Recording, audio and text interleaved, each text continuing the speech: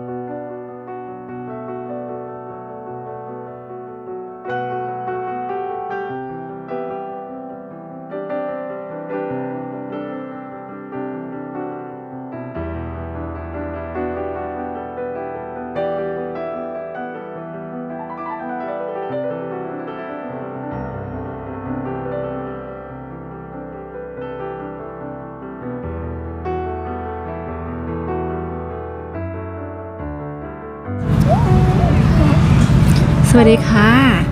มาวันนี้มีอะไรพิเศษนะคะ จะมาให้ทุกคนดูอีกแล้วนี่อันตัน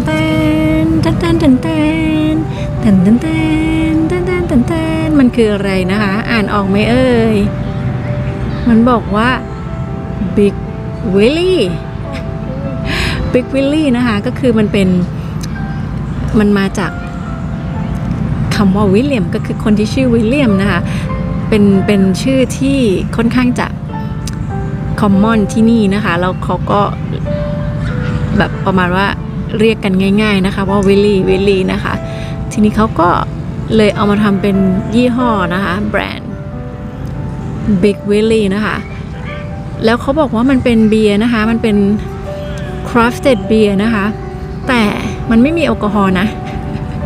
มันไม่มีแอลกอฮอล์นะคะวันนี้ก็เลยจะลองเอามาชิมให้เพื่อนๆดูนะคะว่ามันเป็นอย่างไรน้องเองก็ไม่เคยลองนะคะแต่เห็นว่ามันเป็นผลิตภัณฑ์ของคนที่นี่นะคะที่สกอตแลนด์นะคะก็เลยมาดูกันค่ะว่ามันเป็นอย่างไรนะคะแล้วที่สำคัญคือมันไม่ใช่เบียร์ธรรมดานะคะมันเป็นเบียร์ขิงจิงเจอร์เบียร์นะคะจิงเจอร์เบียร์เดี๋ยวดูยี่ห้อ Big Willie นะคะใครอยากลองนะคะมาค่ะมาลองพร้อมๆกันเลยนะคะเดี๋ยวเช็ดปากกระป๋องนิดนึง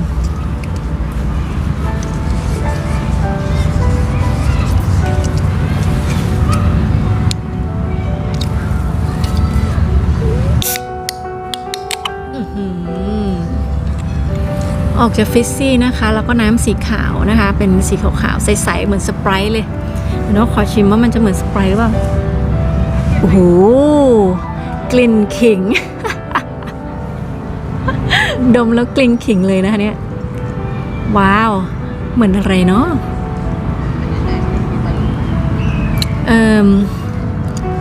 ความรู้สึกคุ้นๆนะบอกไม่ถูกนะคะดื่มกันเลยละกัน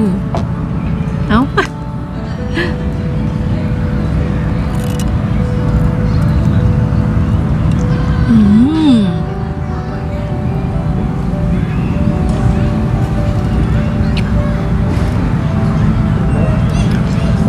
หวานนะคะหวานแล้วก็ไม่ไ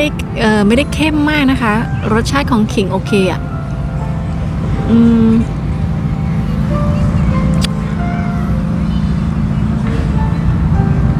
อยากให้ทุกคนมาลองเองนะคะเนี่ยมันบอกไม่ถูกเลยมันเหมือน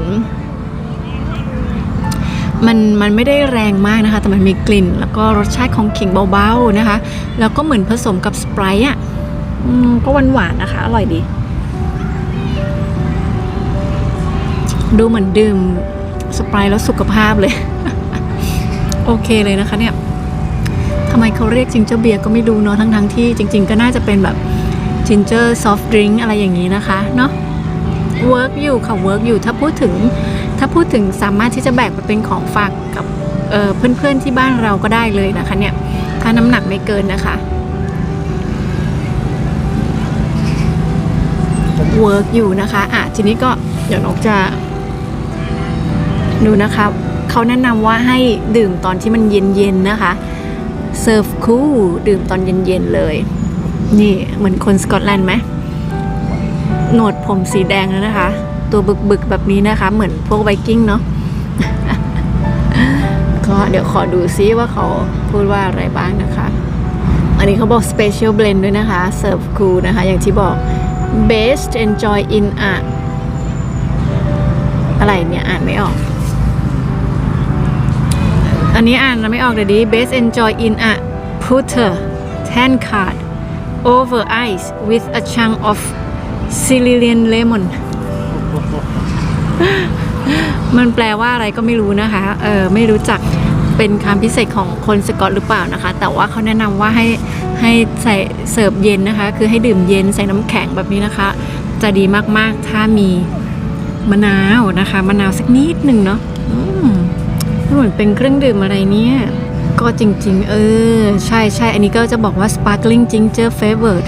soft drink นะคะ with sugar and sweetener ก็สรุปนะคะก็เป็น soft drink นั่นแหละเป็นน้ำอัดลมนั่นแหละนะชื่อของเขาเป็น ginger beer นะคะก็เลยคิดว่ามันเป็นเบียร์แต่จริงๆแล้วมันไม่ใช่นะคะเป็นน้ำดื่มเหมือนไอเนี้ยเหมือนอะไรนะชเวฟมะนาวใช่ไหมชเวฟมะนาวเหมือนชเวฟมะนาวที่เมืองไทยนะคะประมาณนั้นเลยนะ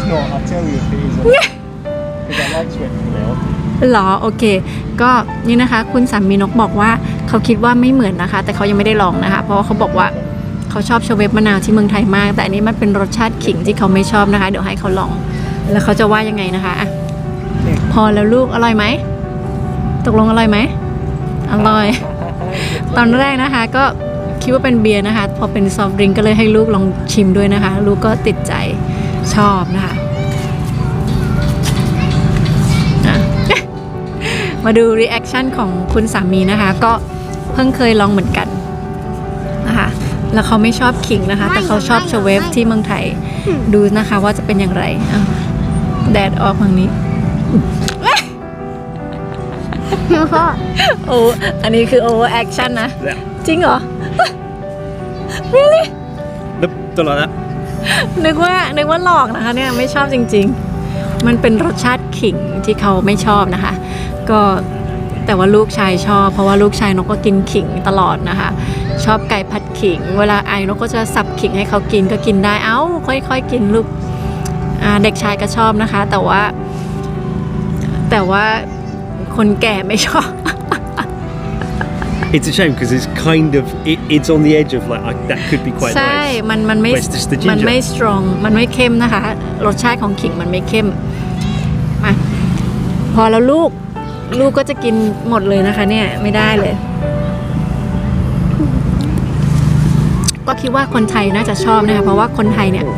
กินขิงได้สบายเนาะแล้วก็ชอบดื่มน้ำอัดลมเนาะหวานๆนะคะคล้ายๆสไปร์ผสมรสชาติขิงนิดนึงนกคิดว่าโอเคอยู่นะคะถ้าเกิดอย่างไรแล้วนะคะก็มีโอกาสก็ลองนะคะก็สรุปนะคะก็คิดว่าน่าจะเป็นของฝากสำหรับคนไทยได้นะเพราะว่าคิดว่าคนไทยน่าจะคุ้นชินกับรสชาติขิงนะคะคนสกอตก็ชอบขิงนะเนาะเขาจะผลิตอะไรที่เป็นขิงมาเยอะมากนะคะอย่างเช่นแยมผลไม้แยมที่กินกับปังกินกับขนมปังเขาก็ทำเป็นรสชาติขิงนะคะนกก็ยังไม่ได้ลองตัวนั้นนะคะแต่ว่าเดี๋ยวคลิปหน้าหรือคลิปต่อๆไปนกก็จะเอาตัวนั้นมารีวิวให้ดูนะคะว่ามันเป็นยังไงนกก็ยังไม่เคยลองนะคะก็วันนี้มาลองขิงตัวนี้ก่อนนะคะขิงน้ำอัดลมเนาะโอเคก็หวังว่าทุกคนจะชอบคลิปนี้นะคะแล้วเดี๋ยวยังไงเจอกันใหม่คลิปหน้านะคะคลิปนี้ขอลาไปก่อนค่ะสวัสดีค่ะ